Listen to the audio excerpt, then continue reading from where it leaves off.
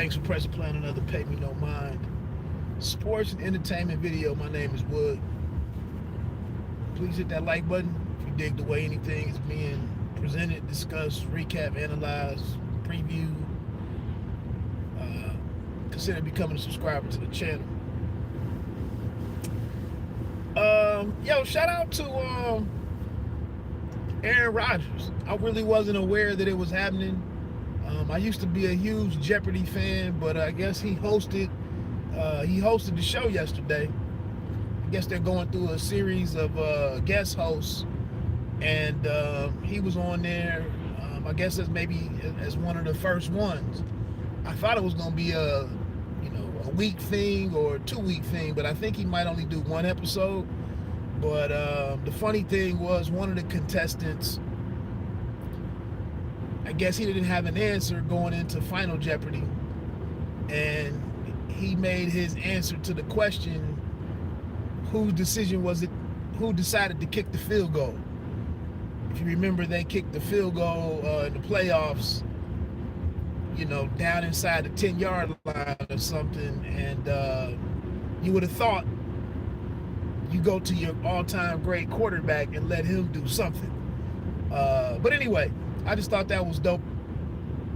He said he was a huge Alex Trebek fan, and said he wouldn't mind hosting it full-time if given the opportunity. So we'll see what happens there. Looking at the March Madness finale last night with the Baylor Bears taking on the undefeated Gonzaga Bulldogs. I can't even remember the final score, but great game, man. One thing that I mentioned earlier, on watching Michigan and UCLA, and what I've been frustrated with Michigan the last couple of seasons is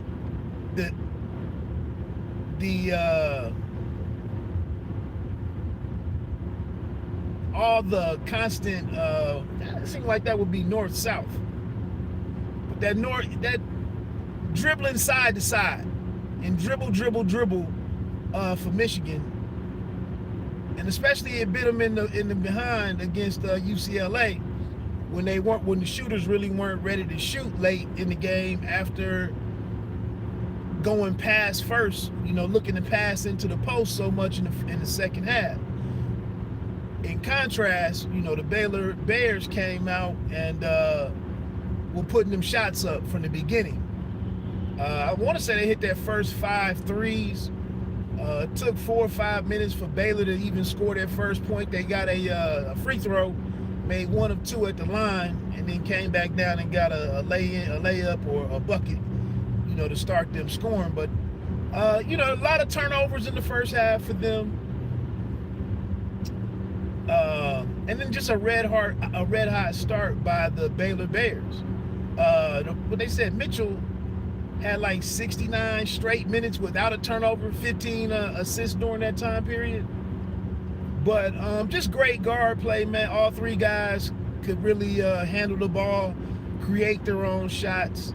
It wasn't all 3. Sometimes they shot the Maceo kid. Sometimes they shot mid-range shots.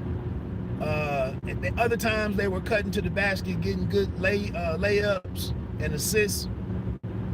Just a well-played game.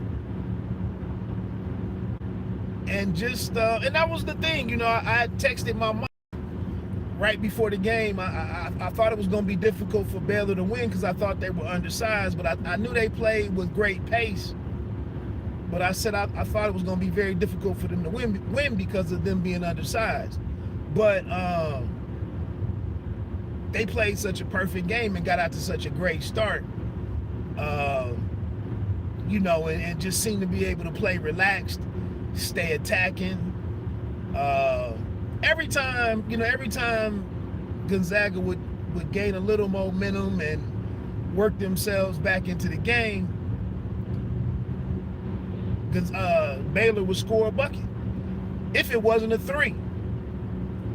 They got into some foul trouble late in the first half, and going into the second half kind of cooled them down a little bit. Gonzaga did close it to as little as The lead was often in the high teens, but they did manage to close it down to 7 points at one particular time. But again, Baylor went back on a run. The center that they had, which was more like a 4, you know, the lobs that he got, the offensive rebounds and whatnot, just too much for those guys when a team is scoring from all 3 levels. You know, in the paint, mid-range, 3-pointer.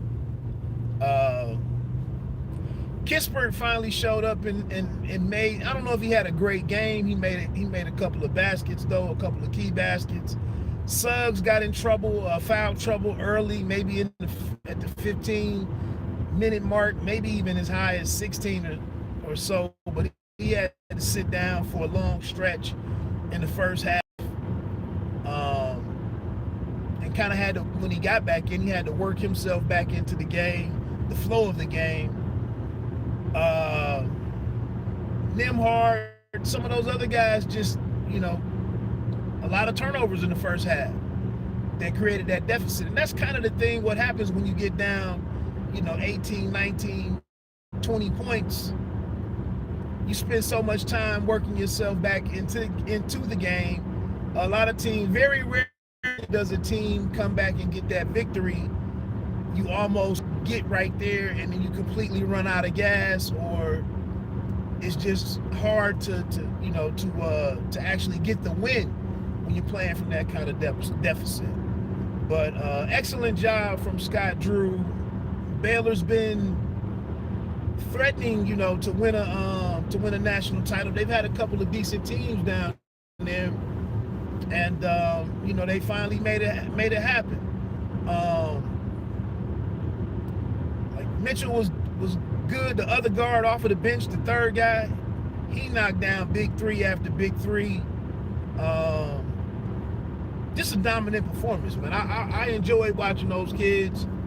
Kind of reminded me a little bit the way that they scored the ball. It kind of reminded me, I guess they were better than it, but the team that Bruce Irvin had a couple of years ago down at Auburn, when he had those 3 or 4 guards that could all handle the ball, shoot, create their own shots, so on and so forth. I don't know I can't remember who put Auburn out of the tournament that year, but they made it to the Elite 8, I want to say. Definitely the Sweet 16. But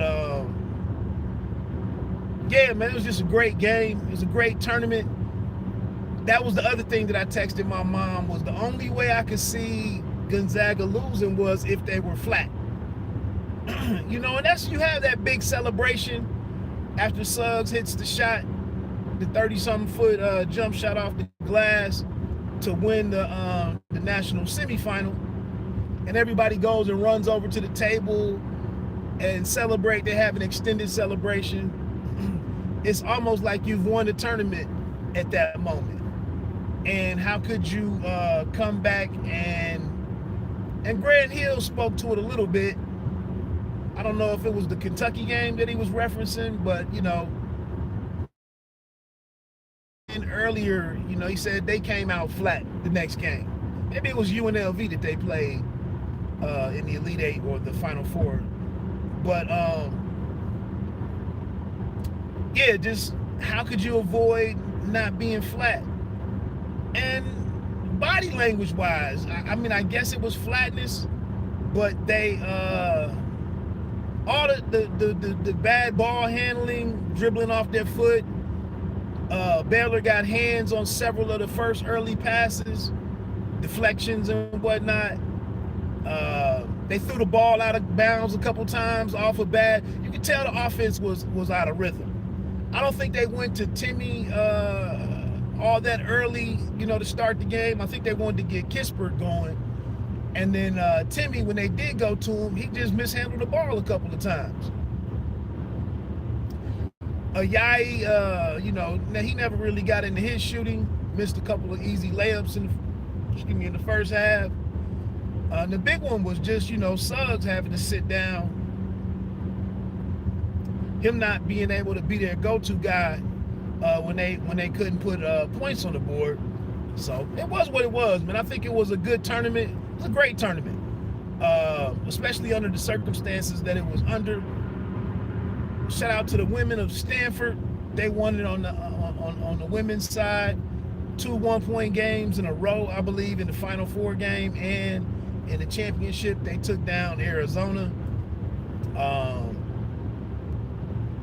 You know, going into this thing and going into the season, you know, everything was kind of up in the air on what would even be, you know, with regards to COVID and whatnot. They got everybody there to Indianapolis and had the bubbles and did it, you know, all the 4 or 5 different venues, you know, that they played, or host sites that they played the games at. You know, and in the end, you know, it was all worth it.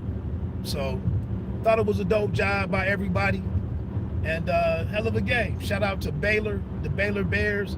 I don't know if you remember, man, but years ago, and I don't even know if they mentioned it last night, but years ago, the one player was killed by another player. I don't know what really happened. I watched the documentary on it. Maybe it was a 30 by 30 for 30 or something. But I think the one player, he was like from Philadelphia or something, the shooter. And I